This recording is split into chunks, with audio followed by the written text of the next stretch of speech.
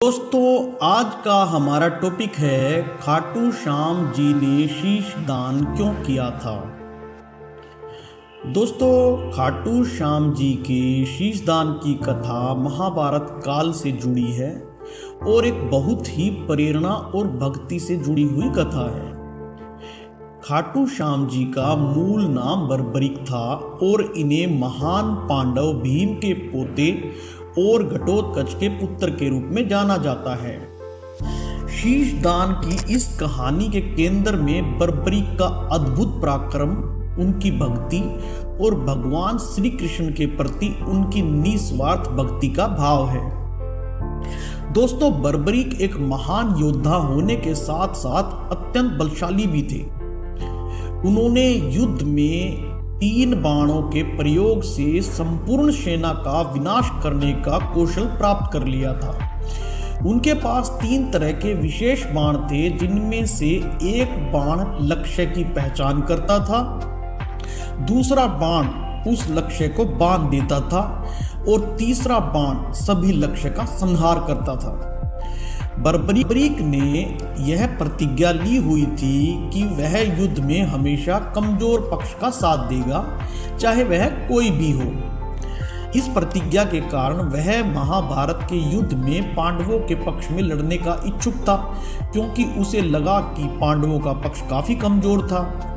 जब भगवान श्री कृष्ण को बर्बरिक की प्रतिज्ञा का पता चला तो उन्हें समझ आ गया कि यह प्रतिज्ञा युद्ध के परिणाम को प्रभावित कर सकती है। श्री कृष्ण ने बर्बरिक की परीक्षा लेने का निश्चय किया और एक ब्राह्मण का वेश धारण करके उसके पास पहुंचे।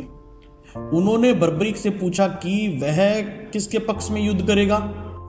बर्बरिक ने अपनी प्रतिज्ञा के अनुसार कहा कि वह कमजोर पक्ष का साथ देगा। तब श्री कृष्ण ने उससे पूछा कि वह 3 बाणों का उपयोग करके युद्ध कैसे जीत सकता है। तब बर्बरिक ने अपने बाणों की शक्ति को साबित करने के लिए एक पेड़ की सभी पत्तियों को निशाना बनाया।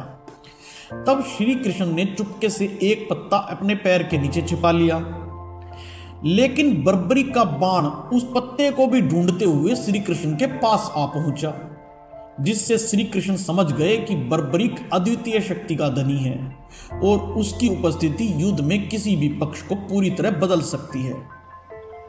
तब श्री कृष्ण ने बर्बरिक से आग्रह किया कि वह अपने शीश का दान दे, ताकि उसकी शक्ति का प्रभाव युद्ध के संतुलन को प्रभावित न करे।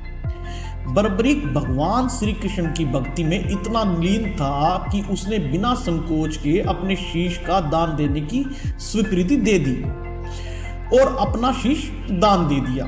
तब श्री कृष्ण ने बर्बरिक के कटे हुए शीश को ऊंचाई पर स्थापित कर दिया, ताकि वह महाभारत के पूरे युद्ध को देख सके।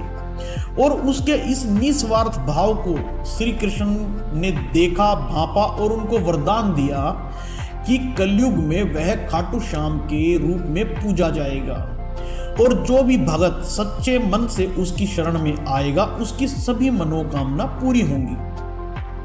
दोस्तों, इस कथा से हमें यह सीख मिलती है कि खाटू श्याम जी का शीश दान भक्ति, निस्वार्थता और सच्ची सेवा का प्रतीक है। उनके इस बलिदान और निस्वार्थता के कारण आज भी भगत उन्हें हारे का सहारा बाबा श्याम हमारा कहकर पुकारते हैं और उनकी कृपा से अपने दुखों से छुटकारा पाने की प्रार्थना करते हैं।